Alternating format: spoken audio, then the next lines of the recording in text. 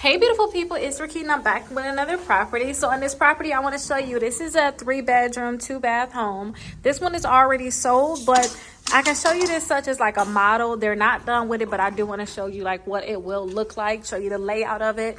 So I am actually sitting in with this builder today and I have to show this property to someone. So it's a 3-bedroom 2-bath home. They also have this in a 4-bedroom.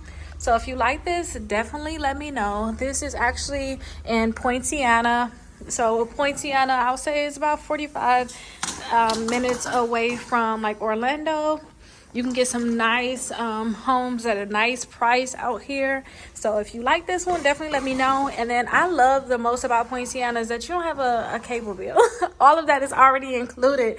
So I really love that you don't have a cable bill. And this would be the primary suite. So this would be the owner suite here, and this is your closet, and then this will be your bathroom. So this is just one of their models. They have different layouts of this home. So if you like this one, then that means that you may like some of the other ones. But when you look at this, understand that it's not done. Like you can see that they still have like tape and stuff on the wall. So definitely let me know if you like this one. They're actually offering $8,000 in closing cost credits right now, which is really good.